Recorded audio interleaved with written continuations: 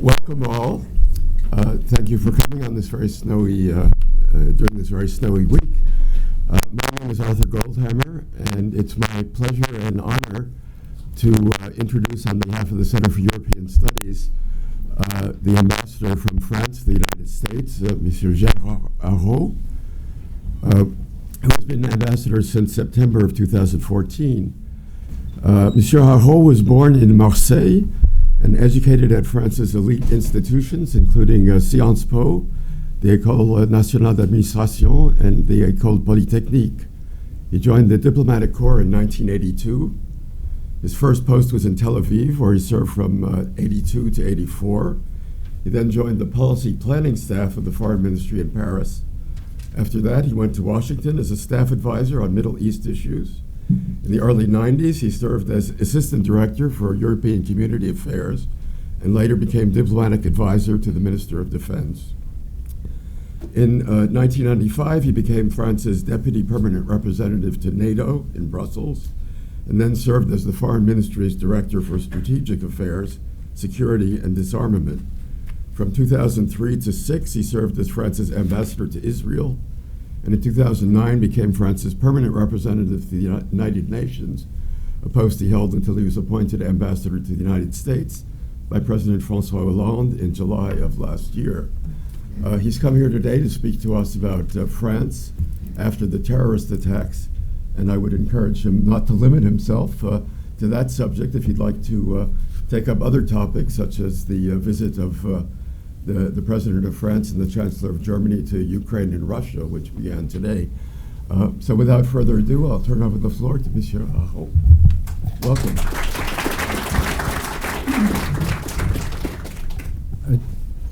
Thank you. Good afternoon. And you'll see that I'm really typically French because I spent, I guess, now 10 years in the US, and I didn't get rid of my accent. And I think I will never, whatever I try. No, thank you very much. I was supposed to come here, and I concluded that it was impossible not to focus my intervention on what happened in Paris, the terrorist attacks in Paris. To tell you the truth, I was a bit surprised in a sense. I think represents these attacks. Represent in a sense for France a bit our 9/11, even if the number of casualties, of course, is quite different. But if you follow the news, I think the reaction of the population, you certainly understand what I mean. These attacks were not a surprise. In a sense, we knew that sooner or later there would be a terrorist attack, and of course, we didn't know where it would happen. Why? Actually, we have now for a decade, we have been facing a radicalization of some of our youth, and which, on the top of which, we have had the Syrian crisis. So you have a few thousands of youths which are radicalized, and you have now hundreds of them going to Syria where they are trained and when they get a military experience. The figures are really stunning because we have identified, which means that there are more than that. We have identified around 1,200 French who went to Syria, were in Syria, were back from Syria. 1,200 French, 400 Belgians. 400 Belgians. When you compare the population, you have dozens of Swedes, of Norwegians, and 600 or 800 from Germany, and so on, between 4,000 and 5,000 Europeans. For France alone, we have identified 73 French who have been killed in Syria, fighting in Syria. Of course, these people will come back, are coming back, have come back, and some of them are more or less saying, they were teenagers or post-teenagers, and they say, we made a mistake, it was awful, sorry, or other ones, and even if they say that, it's not sure that it's true, and other ones actually are simply determined to pursue what they have started to do in Syria. So we are facing this problem. 4,000 or 5,000 or radicalized youth, of course, we can't arrest them for their opinion. We are a democracy. At the same time, it's technically impossible to monitor them 24/7. To monitor a person 24/7, it means you need between 10 and 12 agents for each person. So we can't. So our security services have to make choices, and of course, mistakes may be committed. One of the terrorists in the attacks, for instance, was monitored and basically what he was telling our services was, yes, I committed a mistake, I was attracted by jihad, but I understood it was a mistake, and so on and so on. And during 3 years, he was totally peaceful. He didn't do anything. So, of course, you can understand that the police services concluded that his file was closed. And obviously, it was not. So, we have this risk. We knew that we had this risk of terrorism, a risk which is, of course, is not limited to France. You know, I think a few days after the attack in Paris, the head of the MI5, the British MI5, said publicly that an attack in London is, I quote him, highly likely. Because we are, all of us, we are facing the same predicament. In the case of France, we are on the front line for, I guess, 2 reasons. We have the first Muslim community in Europe, around 8% of our population. But on the top of that, it's a community which is mainly Arab, which means that they are more sensitive to what is happening in the Middle East. They are able to follow the TV, the radio, and so on the internet coming from this region. And we have also, as you know, the first Jewish community in Europe, in the world, after the US. And one of the, in a sense, the most tragic elements in this crisis is that this radicalization of these youth, this radicalization is accompanied by a rabid anti-Semitism. These people are really deeply, utterly anti-Semitic. And to tell you the truth, and you understand what I mean, what I heard the first attack, it was Charlie Hebdo. In a sense, I was nearly relieved. It was not a synagogue. It was not a Jewish school. And afterwards came, of course, the attack against the kosher grocery store. We have been aware, of course, of the risk for 10 years now, because the increase of the anti-Semitic acts in Europe, and especially in France, you know, really basically started in the beginning of the years 2000, and we have been working with the Jewish community, the Jewish institutions, to protect the synagogue, the schools. But you can't protect everything by definition. We can't protect, or we didn't think to protect, you know, a kosher grocery store, you know, really. So here we are. And as the president of the French Republic said publicly, we are not over with the crisis. You know, really, it's the danger is still there. So what are we doing to face this challenge? First, and secondly, a bit of analysis. What we are doing, actually, we have, you know, families are very often coming to us to tell us, you know, my son, my daughter are getting crazy, spending hours in front of the internet, which is not the only reason to be considered as crazy. But you know, they suddenly they say they don't want to touch their mother, who is not pure. They insult their sister because she's wearing a short skirt. So they are coming to us and they are totally, you know, well, it's totally disarray, saying I'm worried. So we have started, you know, social services, trying to de-radicalization services for this youth. The problem was that when they were over 18 years old, they could, of course, leave the country. And leaving the country, you go to a gate of Paris, $100, and you have a bus to Istanbul. You arrive in Istanbul, you don't need a visa, and you vanish in Turkey. So we had a bill was voted by the parliament which allows us to deprive these people from their passport. On the other side, when they are coming back, we had another bill which allows us to indict these people at least to investigate these people when they come back, and on the basis of having gone to a territory defined as a terrorist held territory. So there are dozens actually of these youth who have been arrested when coming back from Syria, and who are investigated, and for some of these people who are convicted. So that's, I should say, the aspect of law enforcement. Law enforcement also, after the attack, even if we are, as you know, we are sailing through budgetary dire straits, we have increased substantially the budget of the Ministry of Interior to be able to monitor more people. Law enforcement,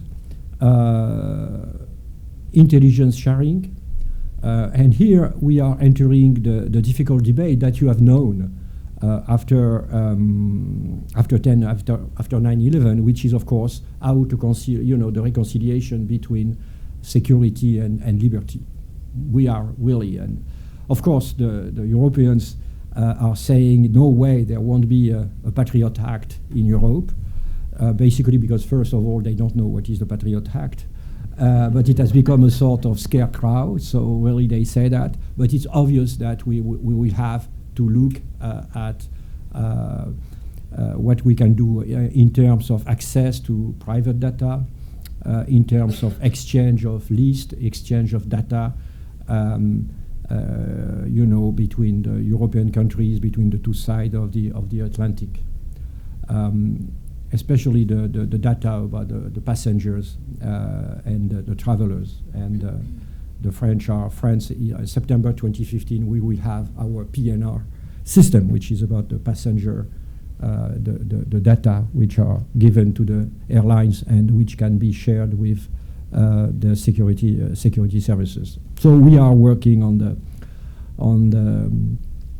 law enforcement. Last point on law enforcement, there is the very vexing question of the internet, and I know that it's in the country of the First Amendment. It's quite difficult to handle this issue, but it's obvious that internet is playing a major role in terms not only of radicalization. Really, I don't know if you looked at the video after the assassination of the Jordanian pilot.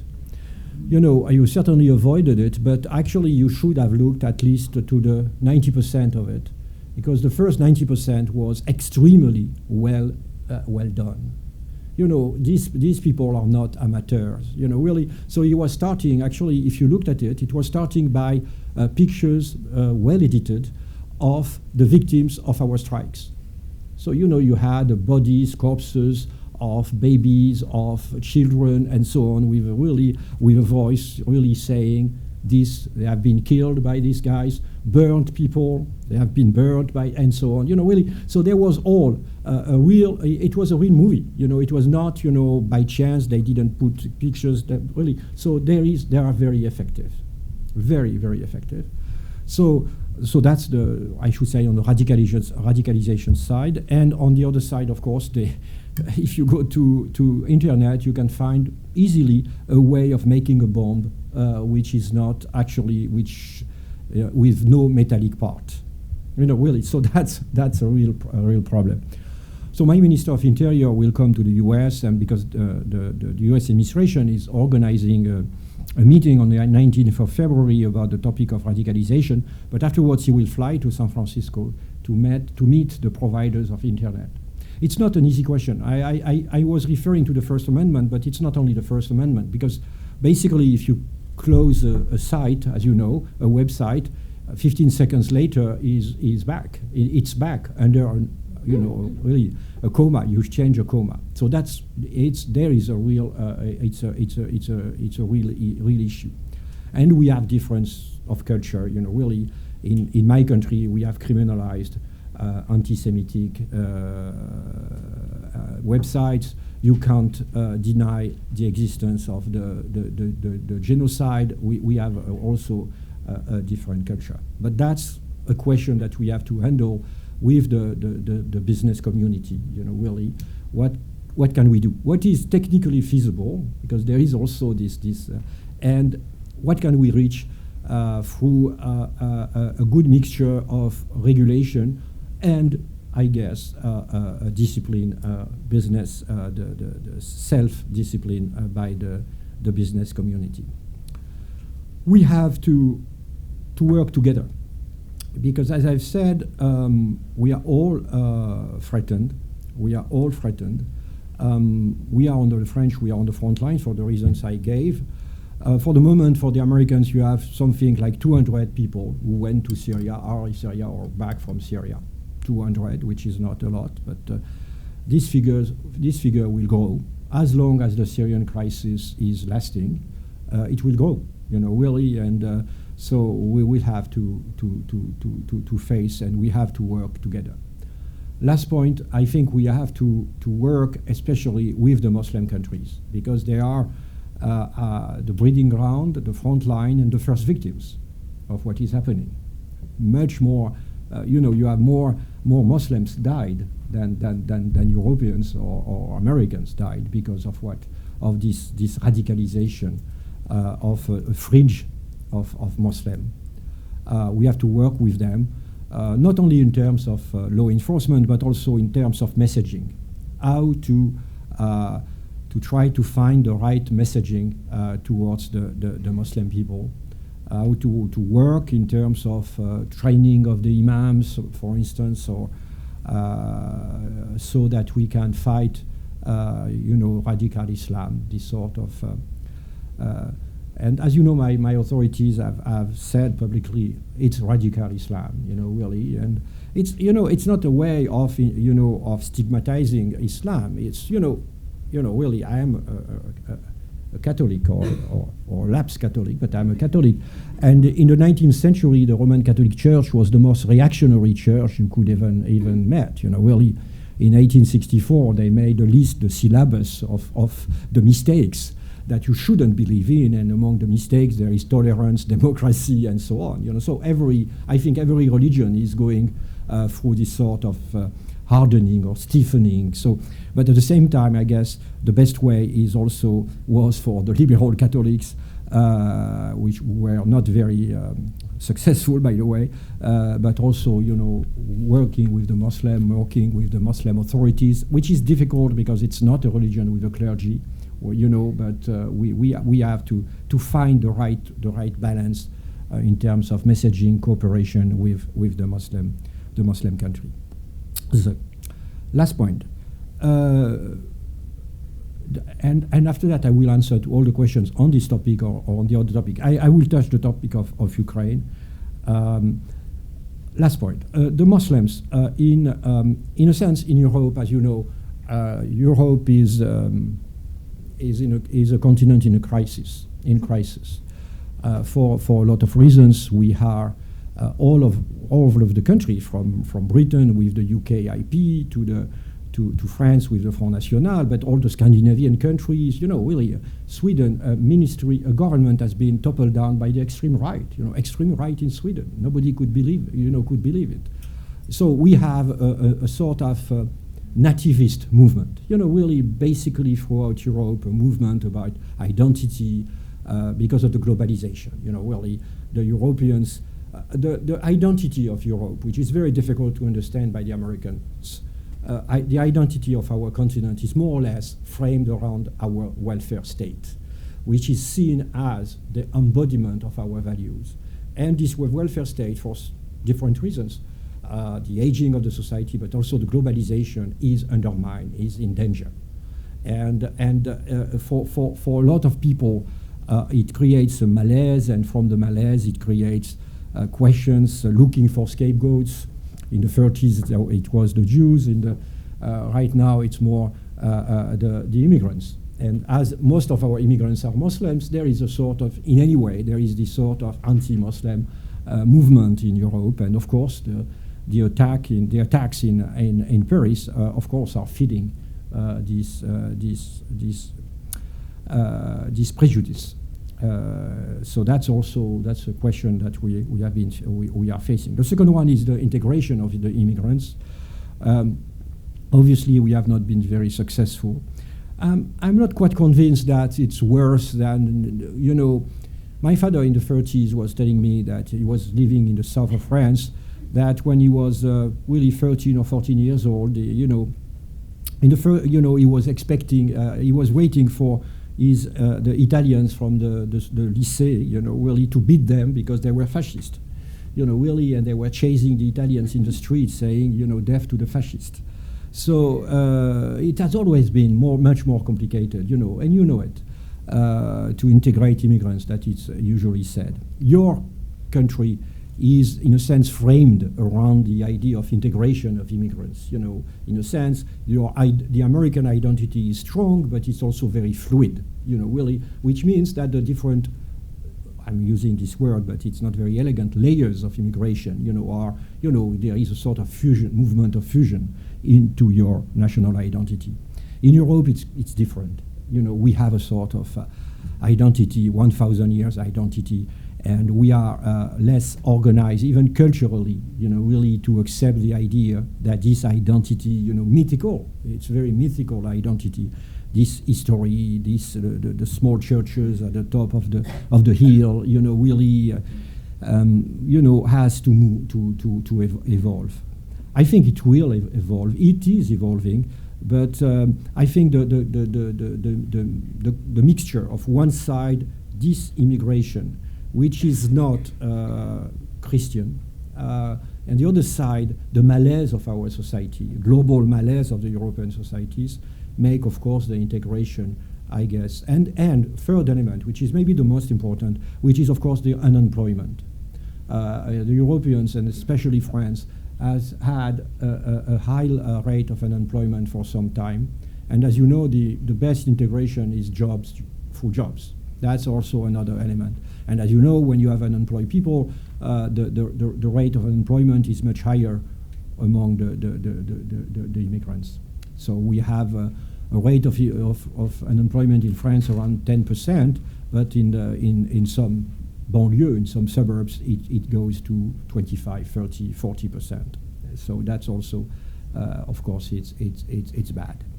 But it's not because you are underprivileged or that you are a terrorist, you become a terrorist. There is the element, it's a breeding ground, but after that you need the element, and the element is the radicalization, the religious radicalization that we have been facing. So we have to remain faithful to our values. We have to work together, but undoubtedly it will be a long-term battle, and I guess we will face other painful events. I don't know in France. I don't know in Europe in the coming months and maybe coming years. Thank you. Thank you very much.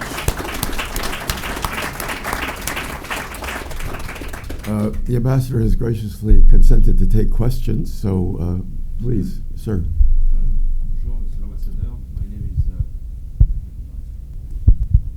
My name is Nicolas Miai. I'm a mid-career student at the Kennedy School, and I'm going to pose a question which might sound a bit polemical, so please take it in good spirits. After the attack at the Kennedy School, I've been trying to engineer a debate, especially with my Muslim classmates, around the implications of what have happened. And to quote Hubert Védrine, the question thirst at France right now is really historical. We have an historical debate that has to be had, and you have summarized a lot of these issues. None of my Muslim colleagues never justified resorting to violence, none of them. But I found that in a lot of the debate we had, a lot of them quoted the fact that unlike the Americans, we have this tradition of banning hate speech, that we have been able to ban it against anti-Semitism and other hate speeches, and for some reason, which I would like you to comment upon. We are not banning with regards to certain big offenses to the Prophet Muhammad. A lot of our fellow Frenches, but beyond our borders, Egyptians, Pakistanis, Indonesians, really feel offended. And I'm wondering as to whether our country would be ready to debate over the potential need to amend our legislation to extend hate speech to other aspects. It's totally excluded. It's totally excluded because, but you have touched a very important point, which is, in a sense, first I'm going to handle the America-French secularism. In a sense, we are all rooted in our own historical experience. In your country, religion and churches and the states are separated, but in a way, it's to protect the religion. It's really, you were a very diverse country with a lot of different religions, and the only way not to have an established religions, really the notion of establishment, which is very dear to our British friends, you have decided, to separate the state and from the churches. But at the same time, you are a very religious country. As you know, 40% of the Americans go every Sunday or for Saturday to church, temple, synagogue. And so, and your president is swearing on the Bible and so on. So that's your vision. For us, it's the opposition. The secularism, the French secularism was actually really, because during nearly 1 century and a half, there was a fight between the Roman Catholic Church and the Republic. Really, because of what happened during the French Revolution, the Roman Catholic Church became what it was not in 1789. It became monarchist, and it was anti-republican. So when the separation of the churches and the state was decided in November 1905, it was really basically an aggressive decision. It was a way of trying to destroy the Roman Catholic Church. So in a sense, our the society, in your country, society and religion are living together pretty well. There is a lot of, for instance, from time to time, funny stories, at least funny for a Frenchman, really, but it's, the model of coexistence works well. In France, our model of coexistence is a sort of an aggressive model. For Charlie Hebdo, was a newspaper I didn't like very much. Charlie Hebdo was much more insulting for religion, for Catholicism, than it was to Islam. Frankly, if you look at, I have somewhere the statistics, in number of the insult and the way, Jesus Christ, for all the Christians, but the Virgin Mary was insulted, was appalling. Really, even for a lapsed Catholic, it was totally appalling. For, I guess, if I do remember, on the 50 last covers of Charlie Hebdo, there were one who was insulting for the Jews, 2 insulting for the Muslims, 20 insulting for the Christians, and 25 or 30 insulting for the French politicians. Really, but insulting in the most rude way. It's for teenager. Really, it's a sort of teenage. It's mad. Like mad. Really, it was. So that's the fact. Really. So for if there is. You can say to your Muslim friends that actually our press is totally able and is doing it to insult Jesus Christ, the Virgin Mary, or Moses. Really, and the prophet and Moses and Jesus Christ and everybody. But if the newspaper was insulting the Muslims, it's different. The hate speech is also if you insult the Muslims. Really, actually, there are people who have been indicted. The cover of one of the weeklies, of our weeklies, which is very rightist weeklies, Valeurs Actuelles, actually has been indicted for a cover which was considered as an insult to the Muslims. So really, you can say. Again, I do understand that. At the same time, really, I do understand the reaction of your friends, because I know very well the Muslim world. A lot of the American newspapers didn't publish on the Charlie Hebdo caricatures, and of course the French concluded that with some contempt that the Americans, as usual, were afraid. Actually, it means it's not that. It's simply that in this country, insulting religion, really, it's not part of your way of life. Really, really, you don't do it. Really, that's because you are. There is coexistence of religions is necessary, and France is not the only country which has this problem. When I was at the UN, I have been fighting with the Europeans and also, I guess, the Americans, which were more discreet, several attempts to have a resolution by the General Assembly of the UN to criticize blasphemy or insult of religion or asking for the respect for religion, written in the law. And what we succeeded to do is to say not to insult a person because of its religion, really what we succeeded to have as a text. But again, at the same time, if you try to, you have also to realize that there are things that people can't hear. And the Muslims, because of their faiths, they simply can't accept, whatever you are going to tell them, they will never accept the idea that you can insult the Prophet. That's something which is unthinkable. When you, here I try to be a teacher, when you try to, for instance, in foreign relations, really you have a crisis, and I will come to Ukraine because I think it's a good illustration. You have always, as I'm saying to the young diplomats, to put yourself in the shoes of the other side, really, and even if you don't share what you have to know what they can or they can't do. And with the Muslims, that's the fact. They will never consider normal the insult of the Prophet. So the conclusion that you have to draw is that, you have a lot of things that you are free to do and you don't do, through responsibility.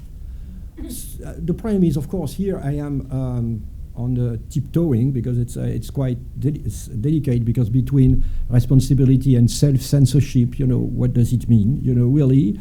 And again, you have I mean, in a very French way, I will say, really, in a sense, you have the right to cheat on your wife, but it's not, you're not obliged to do it. Really, it's that's a very French way. Really, it's, it's. So it's really, it's. Someday, if I have the time, I will tell you an anecdote which is quite funny on that. But maybe another day with after wine, a bit of wine. So I really on Ukraine, it's in a sense going into Ukraine in foreign policy, which is very important, is the first thing that you have to do. A lot of people, the problem is when you are a mathematician, usually your neighbor is not going to tell you, really, oh, you should have described, you should have your theorem, you should have done that, and that.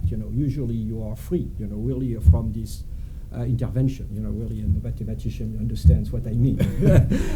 But in foreign policy, everybody is telling you immediately saying, is rushing, saying, you have to do that on Russia. They are really, and again, before drawing a conclusion, you have first to analyze the situation. And so let's analyze the situation. Analyzing the situation doesn't mean that you are going to say, I agree with what the Russians say. Or the fact is, and really whoever you will meet in Russia, that for really from liberal to of course to the nationalist, that for the Russians, Ukraine is different.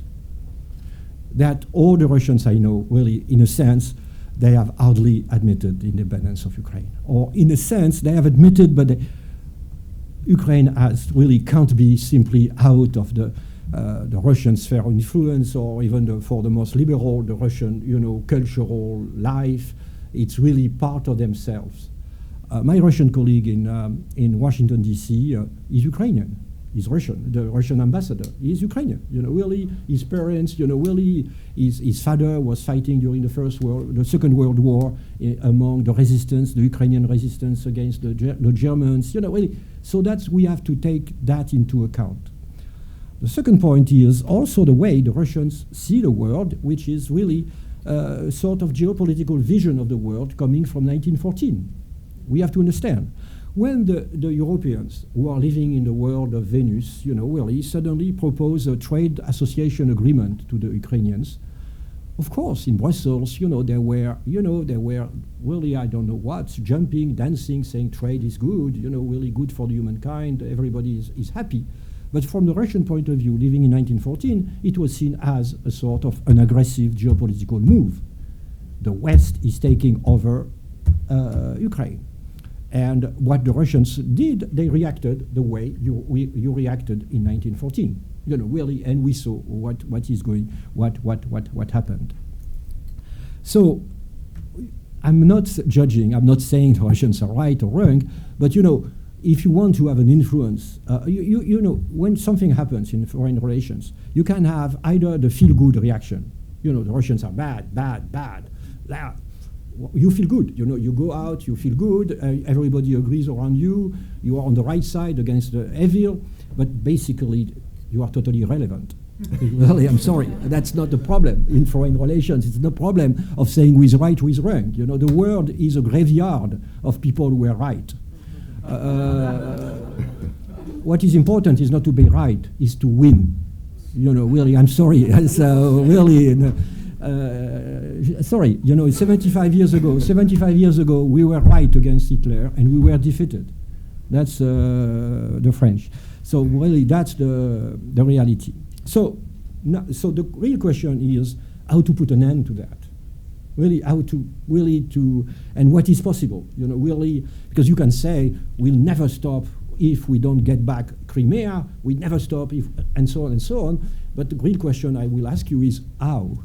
How are you going to do? Really, it's so you have to look at and the result, the final result, will be the result on the balance of power.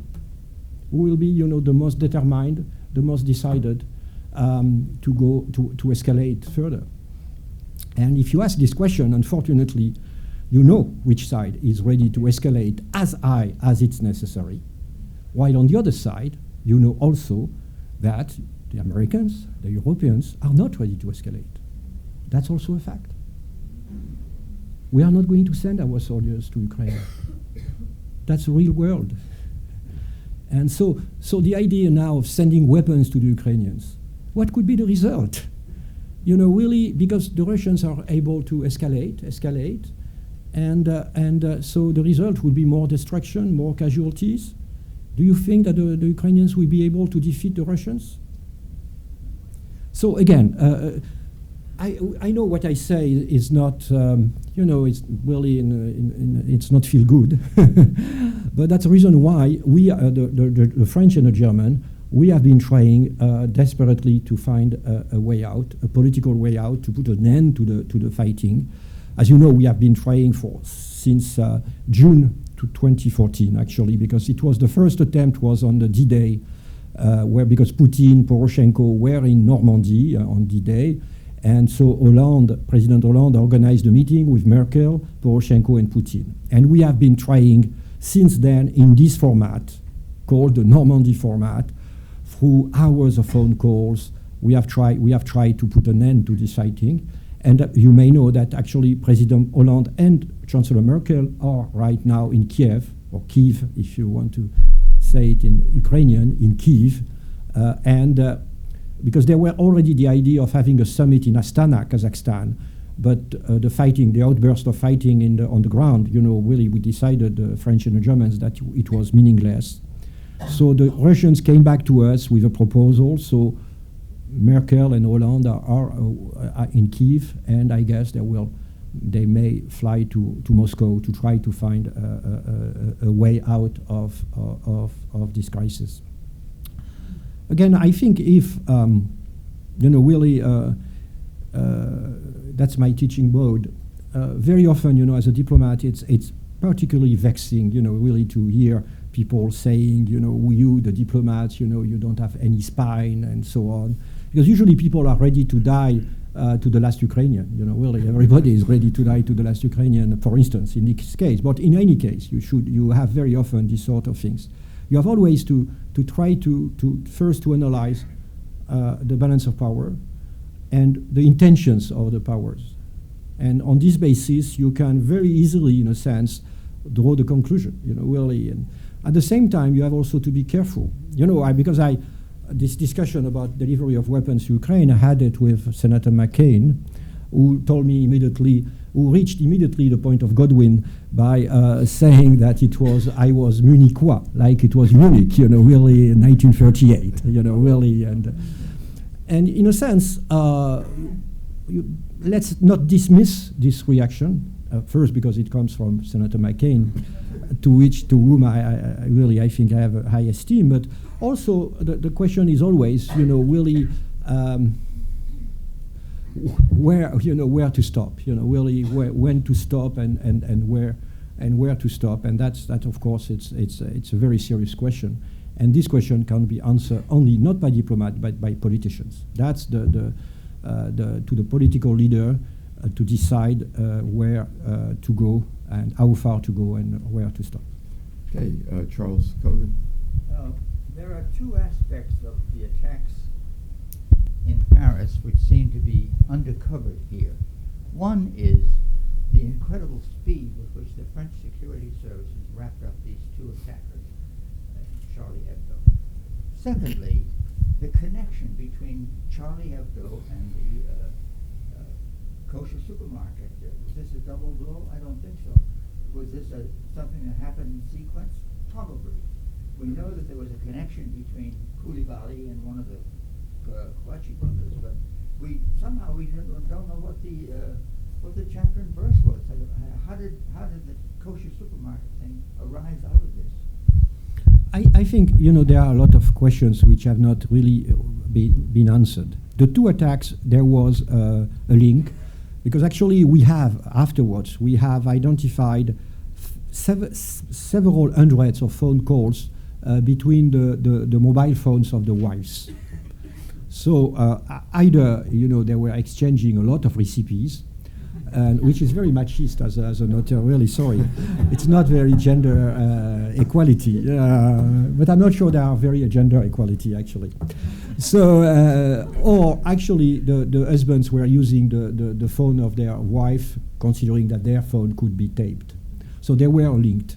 And actually, it was Koulibaly. Koulibaly was one of the French channels, simply called the grocery store, and Koulibaly answered. So there was a sort of surreal and not very ethical, exchange. And he said that he was, really working with the Kouachi brothers. The question that we have to answer, and I don't think for the moment that we have the answer, at least publicly it has not been given, is the network. Because these people, they really, again, they needed the money to live, they needed money to buy the Kalashnikov. The problem now, in Europe before it was very difficult to buy weapons, but now you have trafficking from the Balkans, so you can buy, really if you need it, you can buy a Kalashnikov for 2,000 euros, really, and advise you go to La Gare du Midi in Brussels. That's a very good point to buy a Kalashnikov. And you never know, really. Well, in this country, you don't need to go to Brussels. So it's so they needed some money, and so we know they said, and it has been said from Yemen, and said that they were under it's an American actually who told them to go and attack Charlie Hebdo. It was the American imam who was later killed by an American drone, really, and it was him who gave the instructions. The problem is that we still don't know whether it was a sort of, I don't dare say spiritual leadership, or if it was a real operational chain of command or network, really. But we have, of course, to find all this to answer to these questions, and we don't have at this stage, at least publicly, and I don't know that whether we have this question. Yeah. Muriel? Thank you, Mr. Ambassador. I don't know if I would call those attacks our 9/11, but it's true that the emotional impact was very strong. And somehow, sometimes here, I'm not sure they understood. I got a lot of support from European colleagues and also from the Kennedy School, whose dean was very nice and tried to organize this debate. It didn't happen, but yeah, it will. I have a question based on what you said, and which regards the political reasons of those attacks, of this radicalization. You mentioned three things I would like to recall. First, the fact that France has an important Muslim community who looks abroad, and it has a transnational interest in what's happening in the Middle East. Second, you mentioned the Syrian crisis as a cause, as an effective cause in those attacks. And third, you mentioned anti-Semitism. And those are not three easy issues. I think it would be interesting to clarify a bit what anti-Semitism among Arabic populations or Muslim populations refers to. It's not exactly the same kind of hatred, let's say, than the traditional European anti-Semitism that used to exist in the 30s. But my question is, my question bundles those three points. And France used to be proud to have another foreign policy in the Arabic countries. We all remember when Dominique de Villepin made this speech in the UN opposing the intervention in Iraq. And maybe at that time France was protected or thought it was protected from such attacks. I would like to know whether you think that another foreign policy is possible in the Middle East, if France can have a role. If you could address that general point based on the three questions. No, actually, I don't think there is a link between the foreign policy and our foreign policy and what happened, because basically the rise of anti-Semitic acts, really was already evident in 2001 and 2002, before even at the time where we were waving the flag of truth against manipulation. So it was not, I don't think, the French foreign policy plays a role in this crisis, I think in a substantial manner. The anti-Semitism, which is now a reality, among part of our population, which is very surprising, is really nearly a middle-age anti-Semitism. Maybe you remember in 2006 that Ilan Halimi was abducted by a group of thugs, of which the IQ was 60, I guess. But unfortunately, they tortured to death the poor guy. And why did they abduct him? They abducted him because he was Jewish, therefore rich. It's Middle Age. Really, it's so there is a sort of an anti-Semitism which has one basis, which is a sort of the Jewish community is very affluent, very influential, and we are the downtrodden. And remember, the anti-Semitism has taken several forms in the history. In the 19th century, people forget that the anti-Semitism was very much a left-wing feeling among the trade unions, which were saying that the bankers were Jewish, that the rich people were Jewish. And in France, it's largely Jean Jaurès, our socialist leader, who got rid. At the beginning, the French left, the European left, didn't want to defend Dreyfus. They didn't want to defend Dreyfus. So it was, really, that's taken, really, after that there was the racial anti-Semitism, there was the Catholic, and now we have a sort of new anti-Semitism, which could be bred by, the anti-Semitism of the Middle Eastern press. Really the Middle Eastern press, the Jews are represented in a sort of amazing, appalling way. Really, it's not Israel, it's the Jews.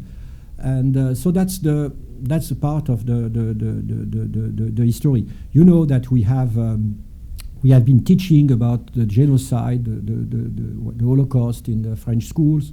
They are the Foundation for the Memory of the Holocaust, the Shoah, as we say in Europe. The Memory of the Shoah is organizing trips to Auschwitz with students, with pupils from any origin. So that we have been really trying to. The other element, of course, is the Israeli-Palestinian conflict. That's in a sense it's there, but it's in a very surprising way. It's not the most important, but it's there.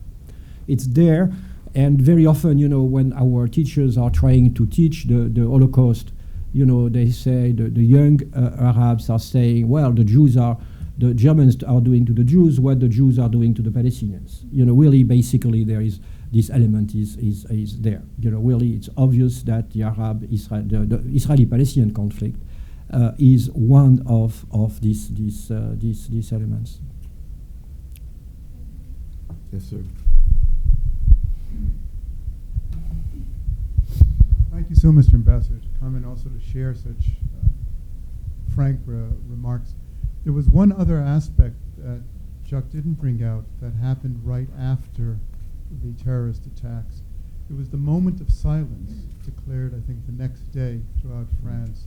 And many of the French newspapers and a few of the American newspapers picked up the fact that hundreds of Muslim children, not radical Islamists, but Muslim children refused to abide by that moment of silence and rather called out Allah Akbar and things like that during it. So that would suggest that the problem is not just radicalism, but is wider than that. No, I really first I think we have to be very careful in the words that we are using. We say when we say the French Muslims, in a sense, it's already a mistake. Really, because first you have Moroccans, Algerians, Turks, and the Moroccans will never go to an Algerian mosque, and vice versa. The Arabs will never go to a black African mosque. The Turks will never go. So there is no really. Secondly, the identity of the people. When you say the Muslims, you don't say the Christians. And actually, according to all the polls, the statistics, the Muslims are not more Muslims than the Christians are Christians. And as you know, in France, the Christians are very much lukewarm Christians. The religious practice is not higher among the Muslims than it is among the Christians, and it's very low. Secondly, they didn't say first. The question was among these youth, they didn't want to say "Je suis Charlie," and here we are going back to this question. And I'm not alarmed. I'm not surprised. Simply for these young people, there are several elements. It's several layers of explanation. The first one was, I can't condone insulting the prophet. And they saw this idea of a sort of condoning of the insult of the prophet. It was not a way of saying, second element, it's also the fact, I think it was Sartre who said, the Jew is made by the anti-Semite, which was certainly wrong, but since it's Sartre, why not? But in a sense, the Muslim is defined by the fact that every day the French society is telling these young guys, you are a Muslim. So in a sense, you are a Muslim, you are not like us, really, especially in a time where, as I said, the nativist movement is really, if you have a Muslim name, an Arab name, it's very difficult to find a job. Really, and that's a reality. And as I've said, the rate of unemployment is high, and these people are desperately French. Really, they speak only French. Really, they have 10 words of Arabic. They have never read the Quran in their life, but they are Muslim. The way a lot of Christians, even they didn't know why, but Catholic actually were eating fish on Friday. Really, and they didn't know why.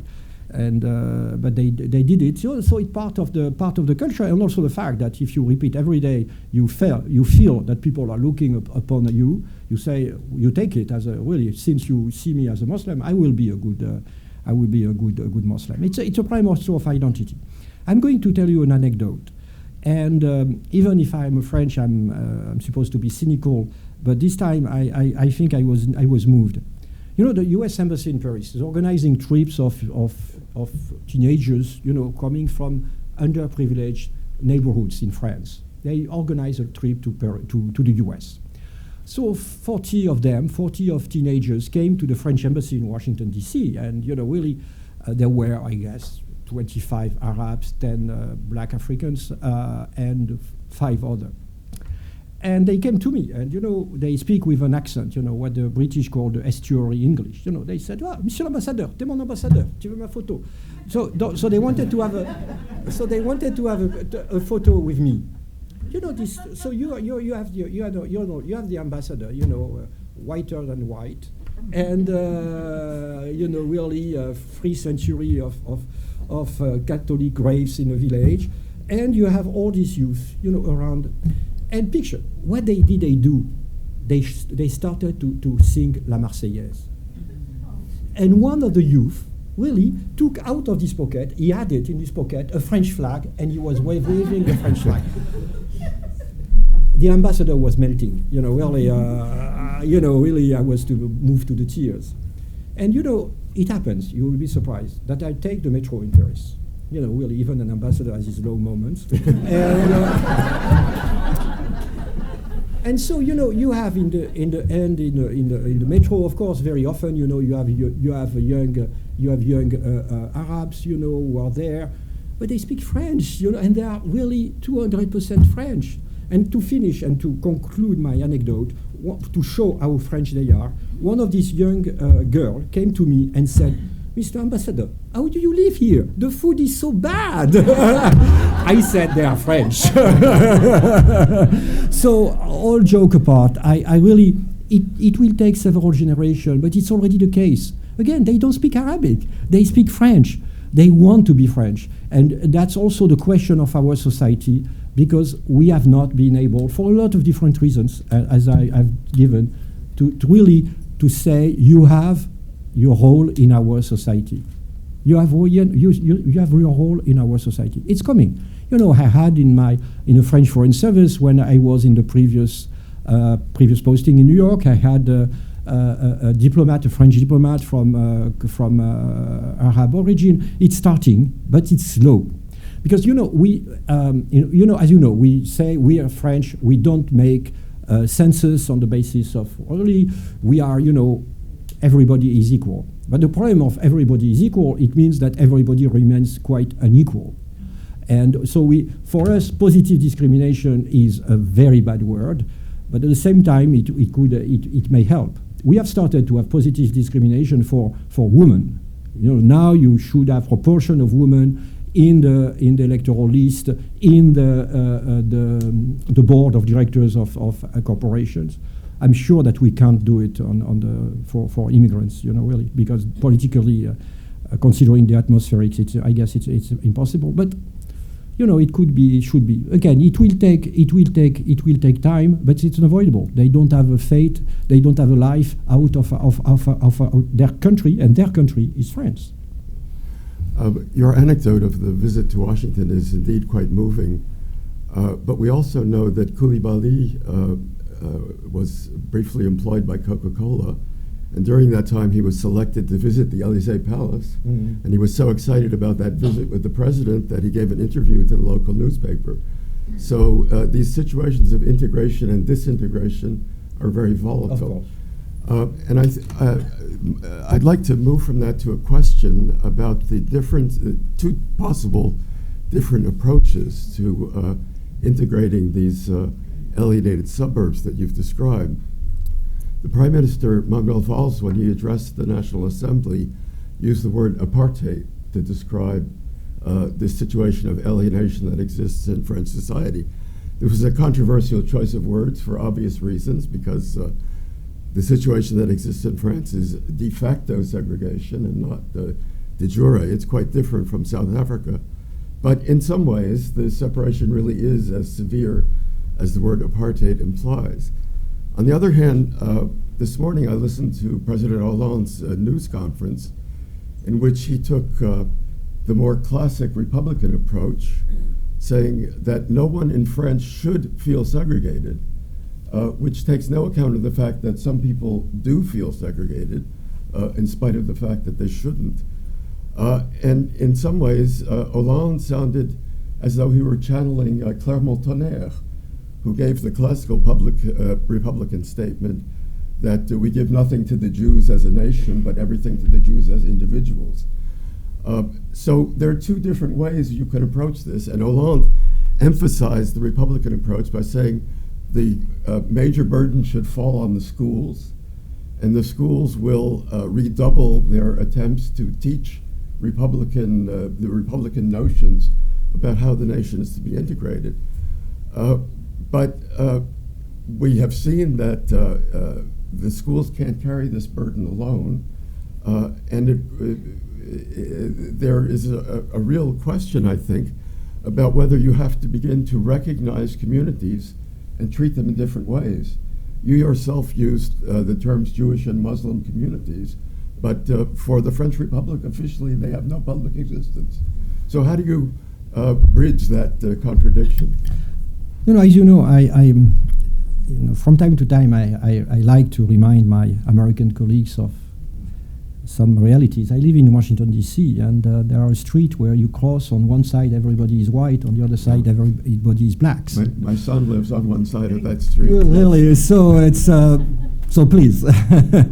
It means that we all have, really, and basically, very often, people give me the statistics of Muslims in jail to show that are more really, of course, in disproportionate number in the French jail, but it's exactly the same figures that the black Africans, the American Africans in American jails.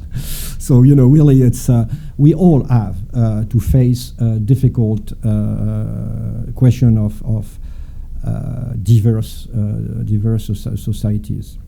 Second point, very often, in my teaching mode, I always say to the people, if you want to understand the country, never say you should use what we are doing here, in both ways.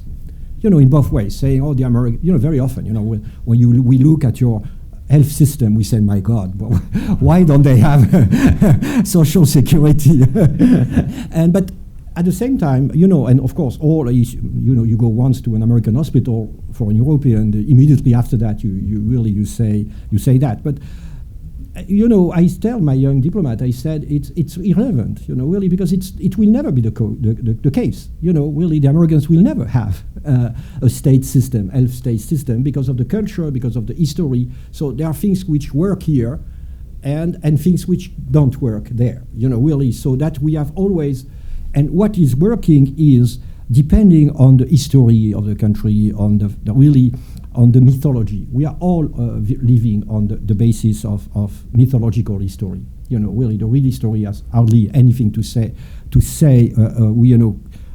Compared to what we have been really bred to believe. Really the great moments of our history. So, in France, it's we have this mythology about individuals and coming maybe from Clermont-Tonnerre, or really you are individuals, you are not communities, and we are all united. Why? It's interesting because in 1789, in the beginning of the revolution, people don't know, but a large majority of the French didn't speak French.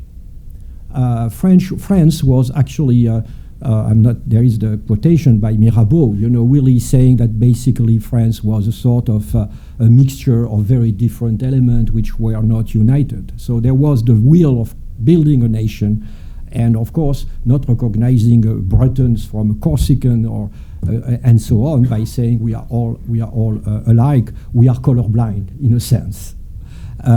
So that's our mythology. And it's very difficult to change the mythology. At the same time, our British friends have a different mythology, so they are using different methods. Really. So you can have a burqa in the street of London, and you have communities, council, and so on. And frankly, I'm not sure it works much better than in France. Really, they had riots in the suburbs, they had terrorist attacks. So I think that every country has to handle an issue its own way, but at the same time, and to go into your direction, I'm a diplomat, I can't say no, so I'm obliged to say a polite no.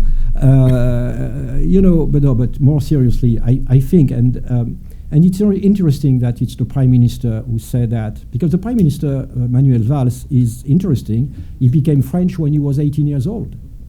He took the French citizenship when he was 18 years old. He is from Spanish origin. His parents were anti-Franquist who left Spain. He's Catalan, more than Spanish, and he became French when he was 18 years old. The mayor of Paris, Madame Hidalgo, it's exactly the same case. She became French when she was a teenager. Really, so the system really works, partly works, but it's true that by saying what he said about the apartheid, Mr. Valls has opened this debate about communities or, as I've said, positive discrimination. But at the same time, unfortunately, and I think I would personally, on a personal basis, I would follow him on.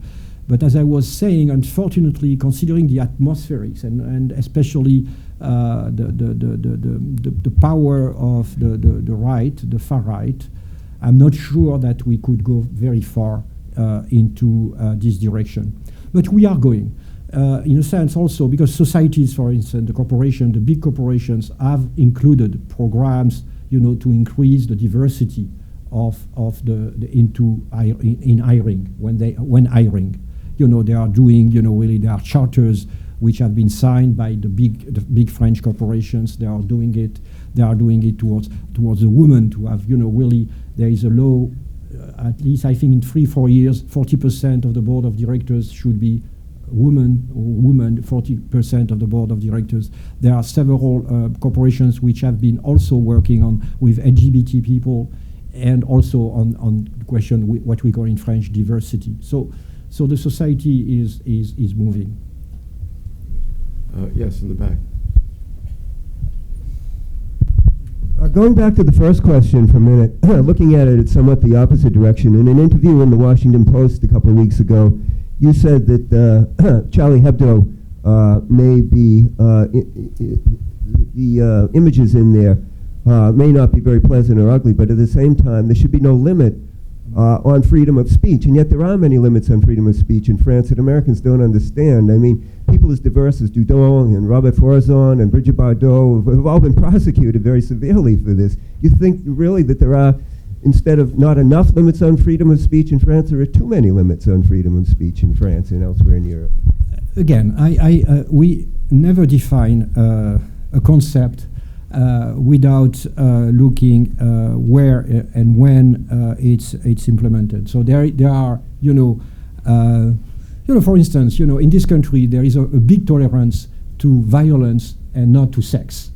In our country, it's the opposite. That's history. Really, in our country, to sell a soup, you have a naked woman, really, and really, and but in the opposite way, we consider your movies as disgustingly violent.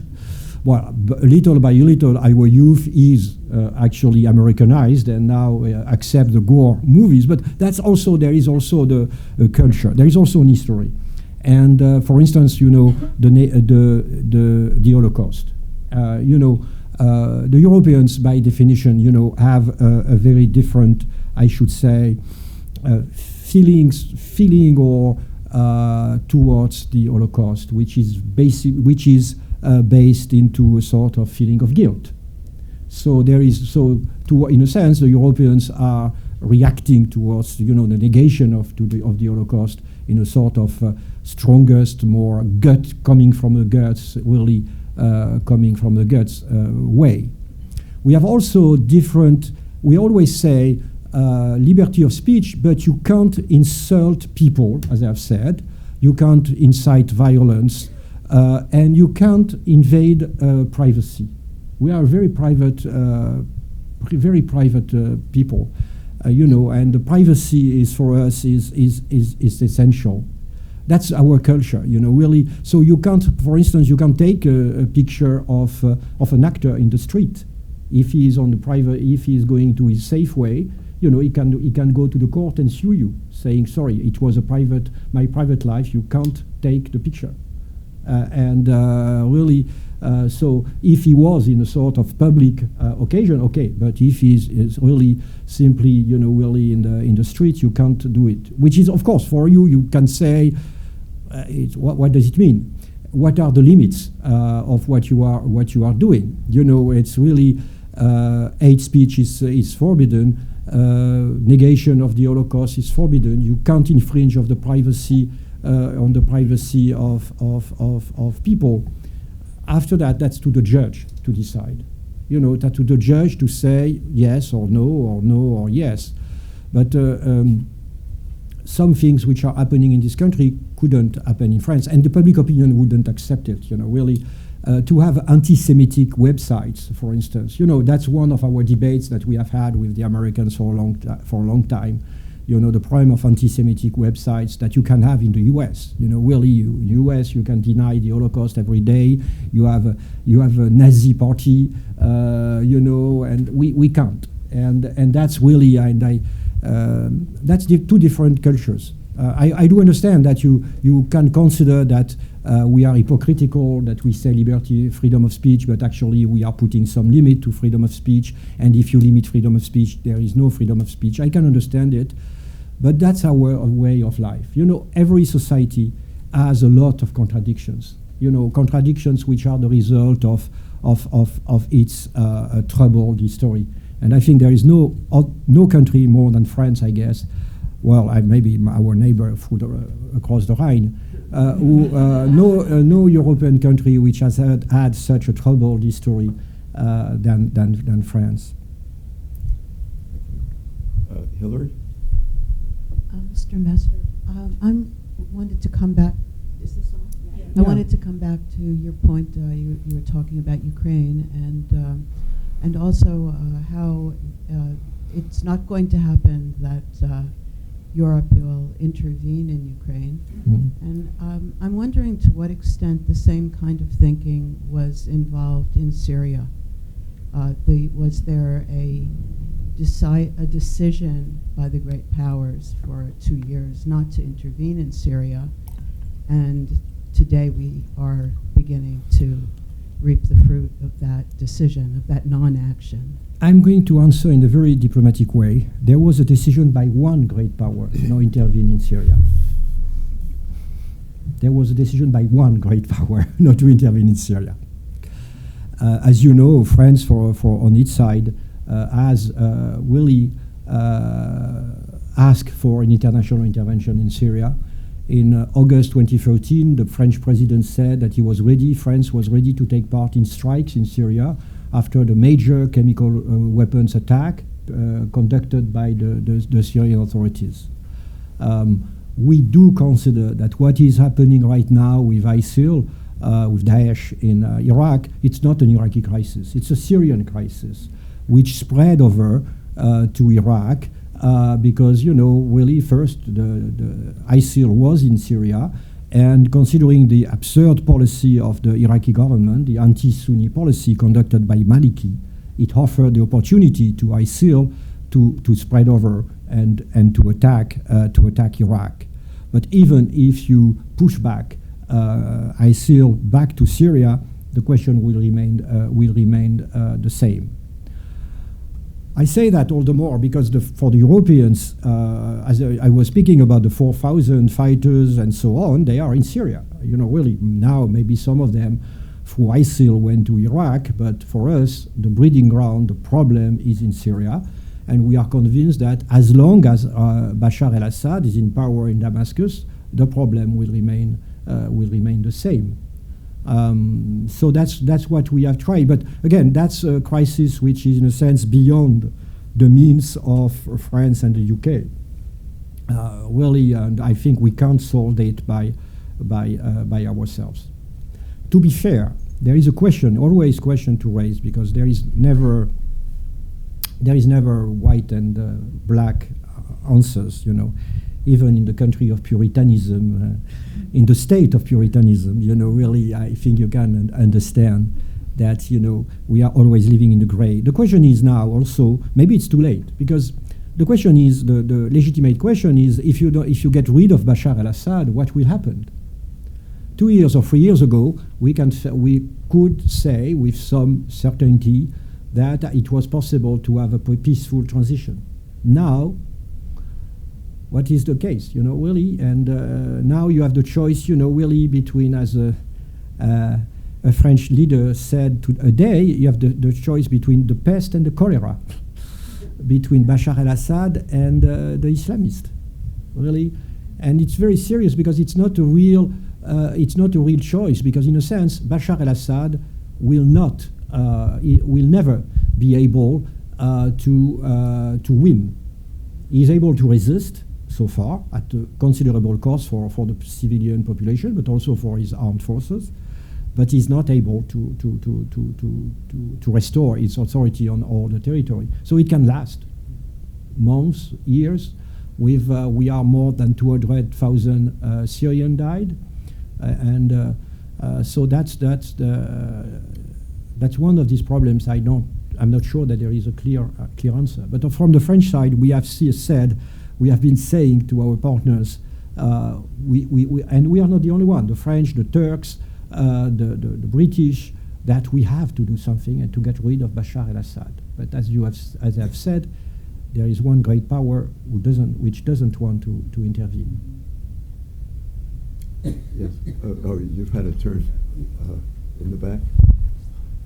Thank you, Mr. Ambassador. Mitchell Ornstein from Northeastern University. I have a question about Ukraine, your statements about Ukraine. You pointed out, I think rightly, that the Russians perceived the deep and comprehensive free trade agreement that the EU made with Ukraine as an aggressive act.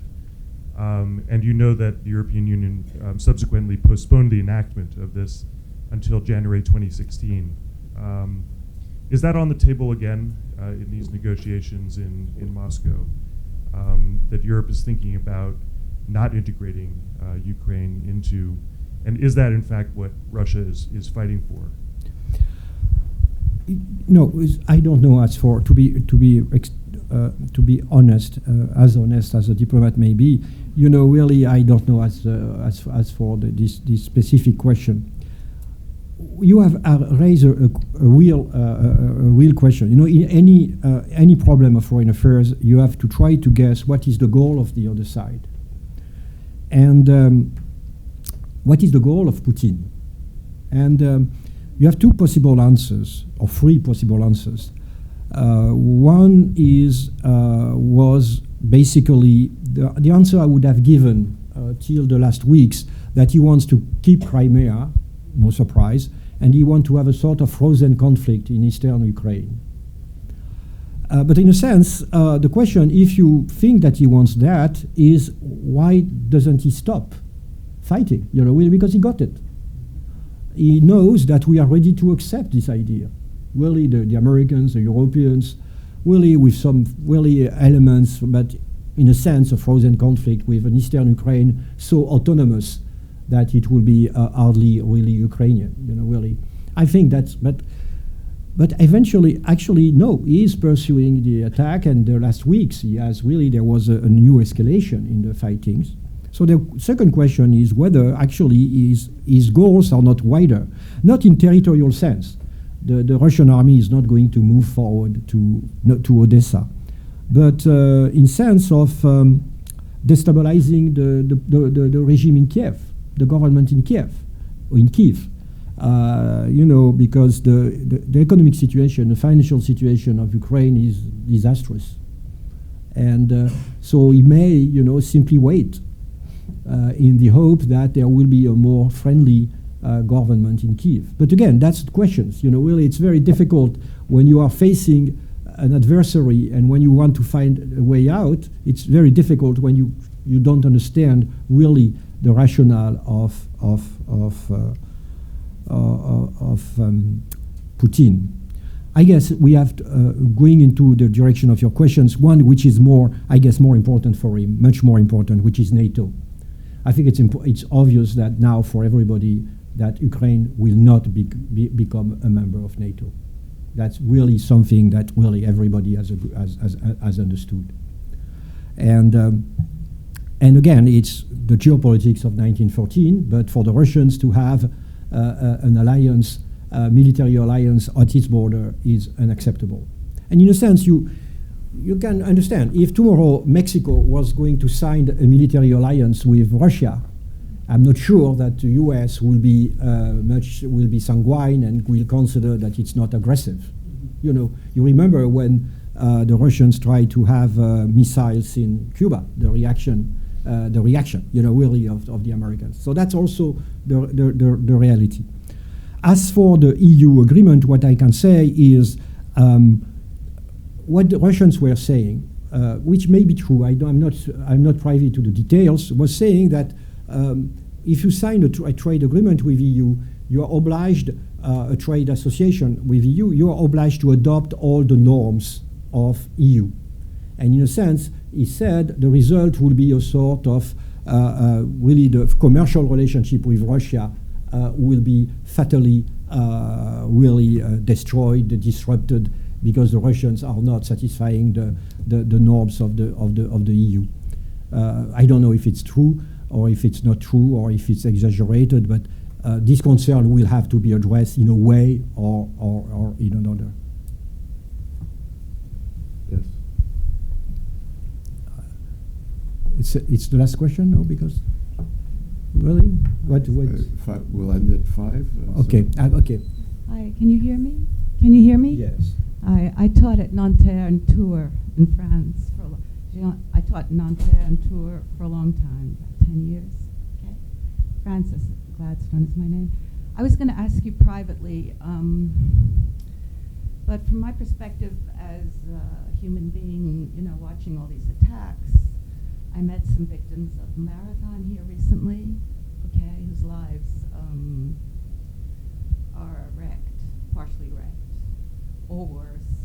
From just a human perspective, what you said strikes me as sincere and right. We're doing this or that to keep them out, keep them in, keep the, you know, the one group of terrorists from contacting the other, and so on.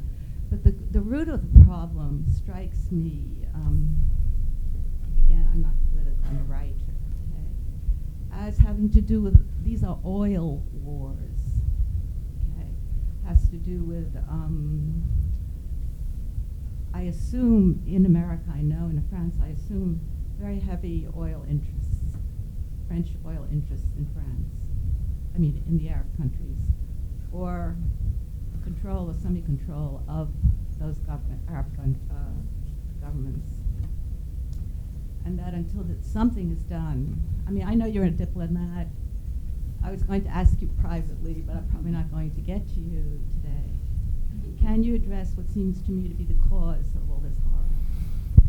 Actually, I really frankly don't see the relationship between this terrorist attack and oil interest. Frankly, I don't see, you know, really, but you'll be surprised. I think that the origin of that is simply the man is evil.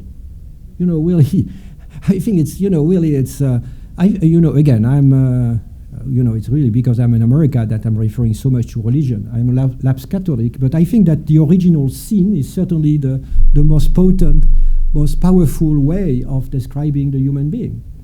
You know, there was no oil in Auschwitz. There was Auschwitz.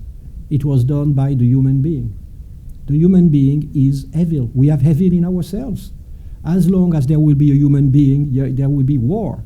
You know, really, that's reality. Actually, there is less war than there was a few centuries ago. They are more deadly because we have weapons, but we are less cruel. They are less cruel. There are much less murders, for instance, than there was in the 19th century. Contrary to all the screaming people saying law and order, actually there were a lot of murders, you know, really. In France, there was a special way of executing the sons who killed their father. They were led to the guillotine under a red sheet, because it was so awful. Because it was also common. Sons were killing their fathers. Why? Because on farms, you know, they wanted the farm. So that's how it disappeared. You know, we don't guillotine, but we don't need a red sheet. There is no, there has not been a son killing his father for 25 years. No, it's really, again, we are, I'm not going to go beyond that. Violence in our history is violent. And there is no reason to, of course, maybe there are some problem of, there is money, there is always, you know, you always want what the other has, you know, his wife, his house, his territory, his religion, you know, you have always a good reason to hate to hate thy neighbor. Well, I think we should probably end Yeah, here. I think that's a good point.